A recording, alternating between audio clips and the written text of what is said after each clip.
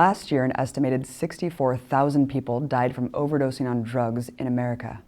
That's more American deaths than the entire Vietnam War. About 80% of those deaths came from natural or synthetic opioids, a class of drugs that includes legal prescription painkillers such as Oxycontin and Vicodin, as well as morphine and heroin. Today, 91 people die from an opioid overdose every single day in America, and addiction rates have skyrocketed by 493% over the course of the last 6 years. But this epidemic didn't just occur out of nowhere.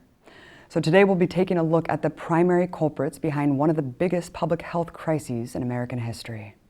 I'm joined now by Mike Papantonio, a founding partner of the firm Levin-Papantonio, which is representing 4 Ohio counties that are fighting several pharmaceutical companies for their role in manufacturing the crisis.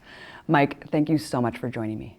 So let's start from the beginning. How did drug companies like Purdue and Janssen plant the seeds for the epidemic we see today? The first thing they did is they went out and hired Biostitutes all over the country. And Biostitutes is a legal term, and we use it in the industry to talk about the scientists and the doctors who sometimes work for university, maybe Yale, Princeton, Harvard. And they go to these doctors and they convince them that they should write phonied up literature for the company. And the literature should reflect whatever the wishes of the company is. These people are out telling doctors that, we've looked at all this and the product is perfect, or you don't have to worry about long-term use of the product. It's okay. And their clinicals showed just the opposite. Their clinicals showed that a person could become addicted to an opioid within about 7 days. And so they had to start off with the big lie. And to get the big lie, they had to get into the literature, medical literature, where a doctor that maybe is coming out of medical school looks at the literature and he says, oh wow, this is revolutionary. We have a drug that'll make pain go away and we don't have to worry about addiction. So that's where it started. And Purdue knew that was a completely, just an utter lie. But they also, you see, we talk about Purdue a lot, but we don't talk about the distributors who were the real drug pushers. McKesson and Cardinal and Amerisource, they all did the same thing. They kept the lie alive where it came to treating doctors. What types of communities and markets were being targeted by these companies? They would typically go to areas where there's despair. They had done their homework and they figured out that if somebody is out of a job or somebody is moved from the middle class to they can barely stay alive, that there's despair that follows that. They would start off in mining areas like West Virginia, industrial areas where jobs have been lost, Detroit, where jobs have been sent out of the country, and there was just a wholesale despair. So they started there, and they understood, we're going to look at where the pharmacies are, what are the big number of pharmacies, because that tells us a lot about the population, doesn't it? Where there's despair, there are physical issues. And so we can look at the number of hospitals, we can look at the number of pharmacies, and we can begin there. And we can start understanding that that's where we want to set up our shop. That's where we want to send most of our distributors. And if you look on a map all the way across the United States, every one of the areas they hit was just like that. And interestingly enough, they were looking for a Caucasian population that was going through a despair maybe that they had not experienced for decades.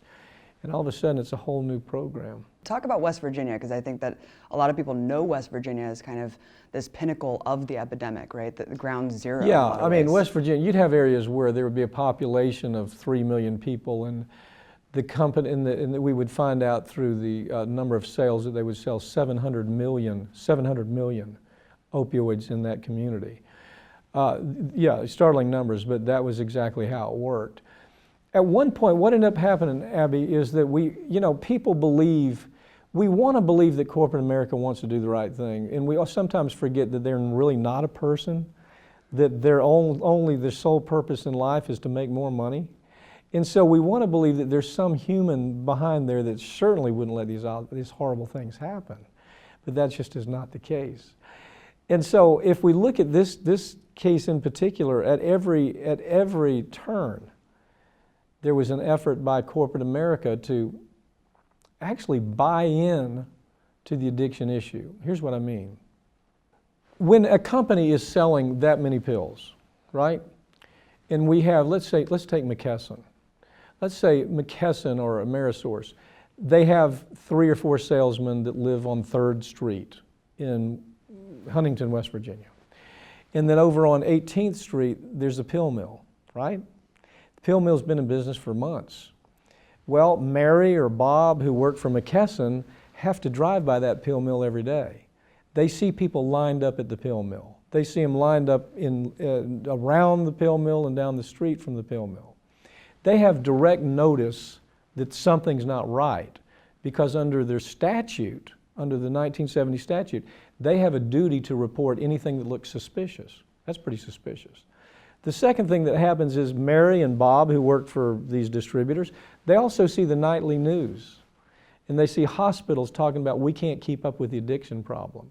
Or we don't have enough ways to, EMTs, we're seeing people, 5, 6 a day that are dying from a drug overdose.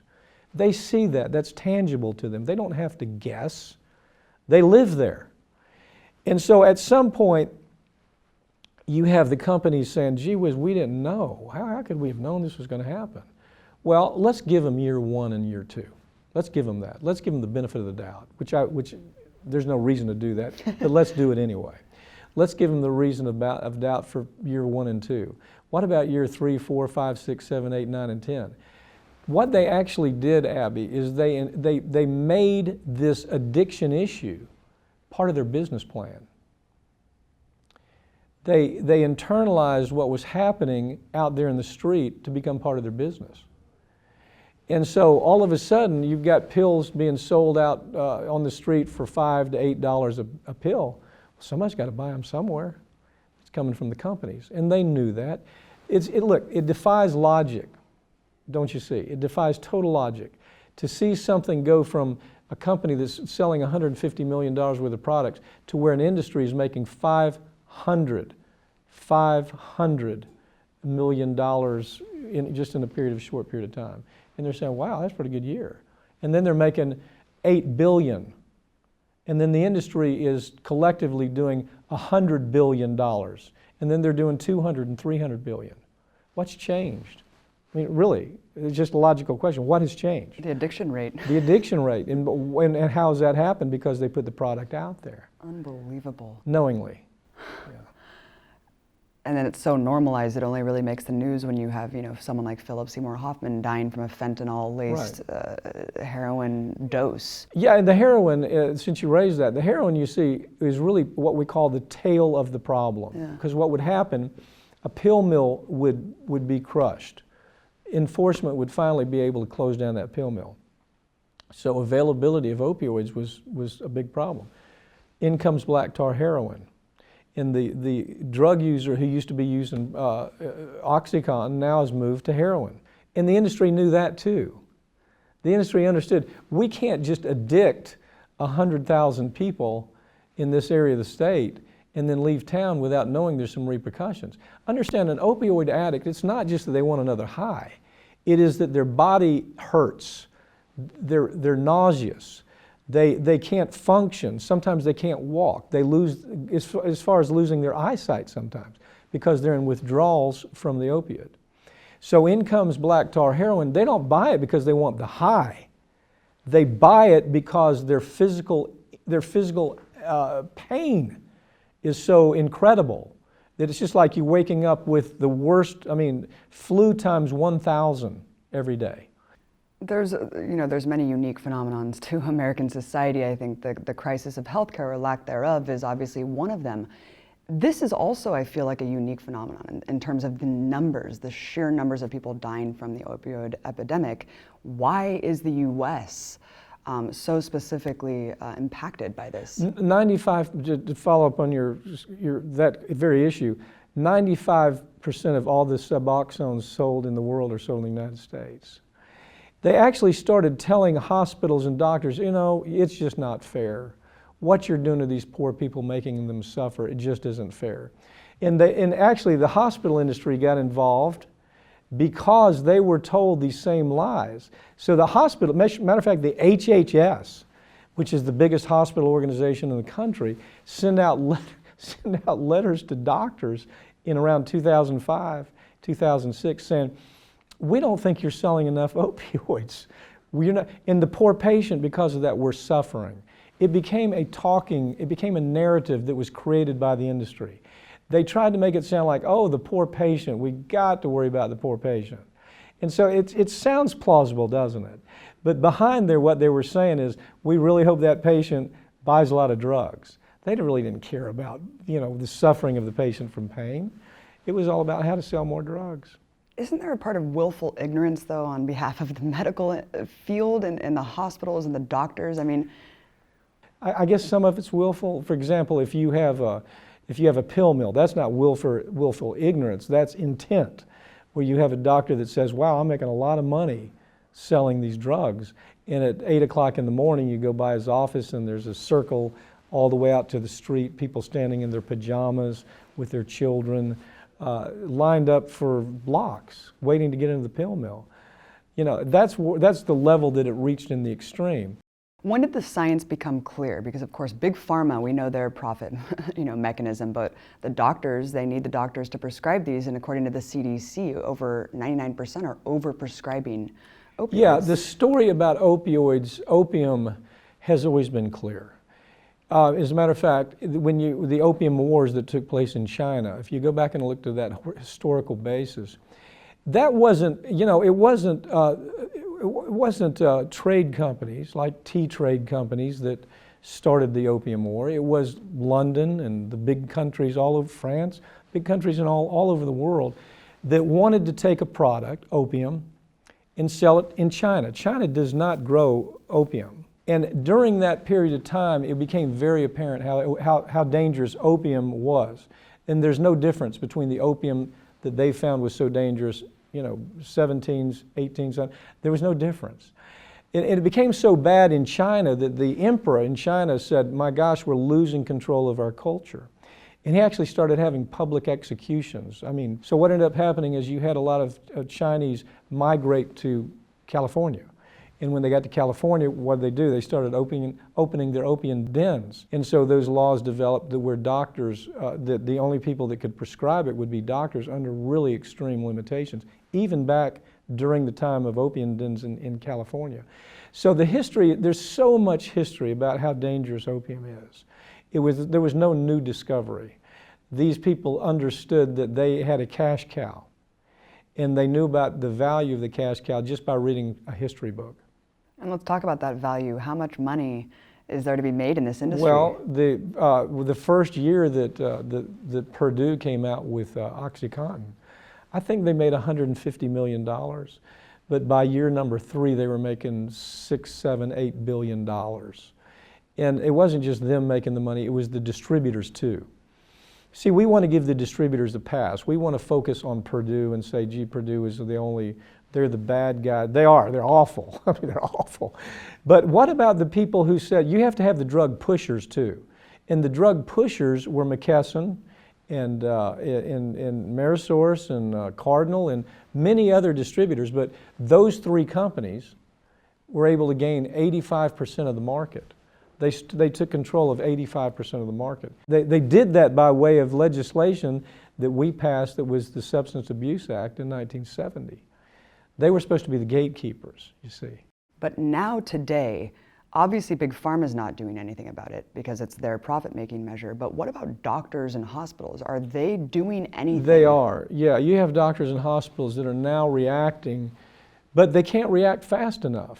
You see, the industry wants to blame it on law enforcement and doctors and just no good people that don't have any self-control. Let it be their child who gets hooked on OxyContin. Let them watch what happens. And you start, and then the realism hits in. You've killed a person. They're killing people.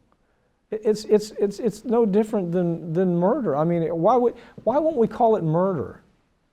Why won't we do that when we have a kid that maybe was a all-star kind of kid in high school, and all of a sudden they break a leg or some type of injury, and they go to the doctor, and the next thing you know, they're hooked on these opioids, and they're literally, it's killing them, and they end up dying 3 years later from an overdose. Mm-hmm.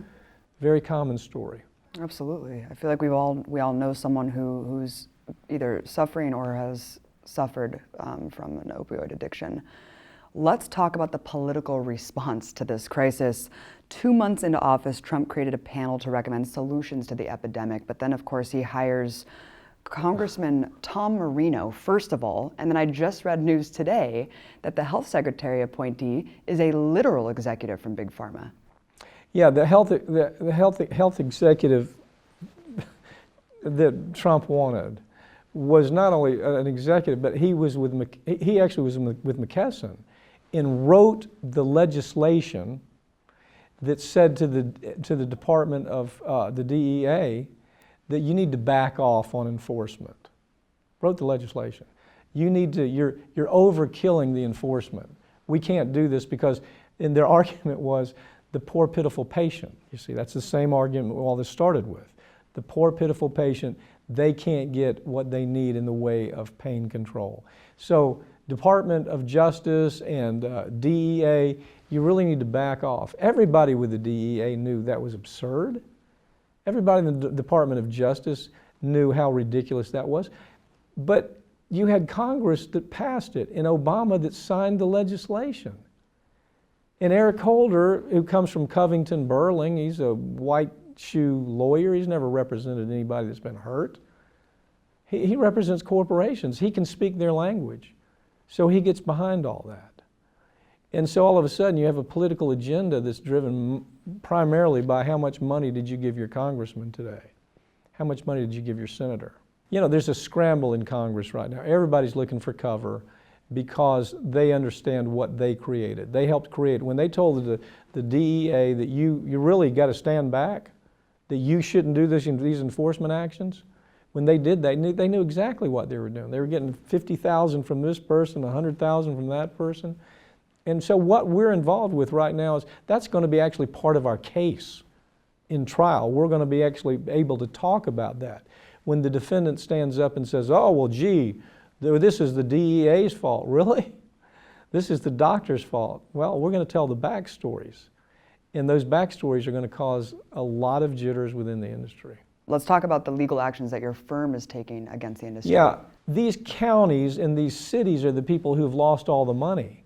They're the ones that had to increase EMTs and do special training for EMTs. They had to buy all the Narcan, which is a drug that can save people's lives if they go in an overdose. They had to expand their dependency courts where children were being taken away from their parents because of the addiction problem. They had to be involved with figuring out how a jail was now going to become a rehab center for some of these drug folks. The cost in a typical community was anywhere between $90 to $200 million. That's just the beginning number. The tail of it, where people are now addicted and they're suffering from everything from hepatitis C to HIV to all types of physical ailments related to the black tar heroin or the heroin, those numbers are staggering. So what we're doing is we're bringing cases on behalf of each one of those entities. And I want to try the cases. I mean, I don't have any intention of sitting down trying to settle.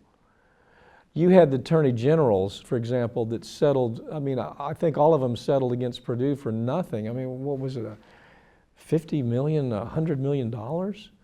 They made that much while we've been sitting here talking. Yeah, because they wanted to go to the constituents and say they did something, but it wasn't anything. It didn't amount to anything. And so it's my hope to get them to court. You know, that's my MO. You know, I think people have seen it before.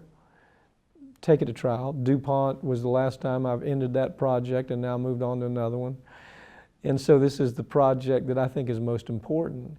People ask me all the time, well, is this as big as tobacco?